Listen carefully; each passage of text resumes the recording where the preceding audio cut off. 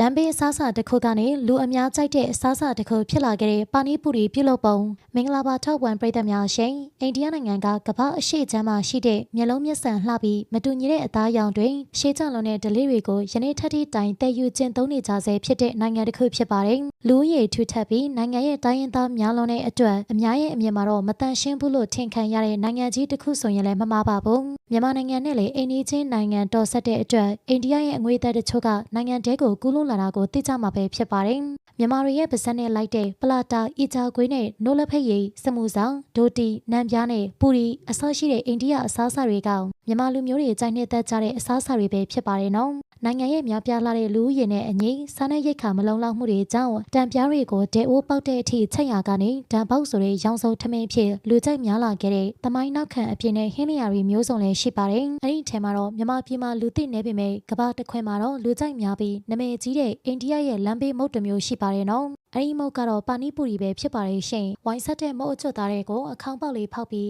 အစာသွတ်ထက်ကအရည်နဲ့နှစ်ပြီးအကုန်လုံးကိုပါဇက်ထဲသွင်းပြီးစားသုံးရတဲ့မုတ်ပဲဖြစ်ပါတယ်။ရှေးရခင်ခေတ်တွေမှာတော့မုတ်ကျွတ်သားကိုရရှိဖို့နေပူလန်းအချောက်ခံကကိုယ်တိုင်ကိုယ်ကျလိုကြပေမဲ့တိုးတက်လာတဲ့ခေတ်စနစ်မှာတော့ပါနီပူရီမုတ်သားတွေကိုအလွယ်တကူဝယ်လို့ရနေပါပြီနော်။ဒီမုတ်ကအိန္ဒိယသမိုင်းကျောင်းထဲမှာပါဝင်တဲ့မုတ်ဖြစ်ပြီးလမ်းဘေးမုတ်ဖြစ်နေခဲ့ပေမဲ့တီထွင်သူကတော်ဝင်မင်းသမီးတစ်ပါးဖြစ်တယ်ဆိုတဲ့ဒဏ္ဍာရီတွေပါရှိတဲ့မုတ်တစ်မျိုးပဲဖြစ်ပါတယ်။မုတ်ရဲ့အရသာကချိုချင်းငံဆက်အရသာအစုံဖြစ်ပြီးတော့ကလေးငယ်တွေကအစာကြိုက်နေတတ်ကြတဲ့မုတ်မျိုးပါပဲနော်။မုတ်ကျွရဲ့အရသာကလည်းအရေးကြီးတယ်လို့အချိန်ရည်နဲ့အနှစ်ကအသက်ဖြစ်တဲ့အတွက်ပြုလုပ်ပုံအစဉ်စဉ်ကိုအိန္ဒိယနိုင်ငံမြောက်ပိုင်းဒေလီနဲ့ပန်ဂျပ်ပြည်တို့ရဲ့ပြုလုပ်နည်းအတိုင်းဖော်ပြပေးလိုက်ပါတယ်။အစာသွတ်မဲ့အနှစ်အတွက်အာလူးကိုအဓိကသုံးကြပါတယ်ရှင်။အာလူးကိုအခွန်ခွာပြီးရေထဲမှာနူးတဲ့အထိပြုတ်ထားလိုက်ပါနော်။အာလူးတွေကိုပြုတ်နေတဲ့အချိန်မှာပဝင်ပစ္စည်းတွေကိုပြင်ဆင်ထားလို့ရပါတယ်။ငရုတ်ပွားနဲ့နနံပင်အမြင့်အရွက်တို့ကိုပပလှိထားရပါမယ်။အခုလိုမျိုးနယ်လို့အစဉ်ပြေလောက်မဲ့ပုံစံလေးနဲ့တေချာလှိထားပြီးပါရှင်။ပြီးတဲ့အခါမှာတော့ကြက်သွန်ဒီကိုလည်းအတုံးသေးလေးတွေဖြစ်တဲ့အထိလှိပြီးသွားပြီဆိုရင်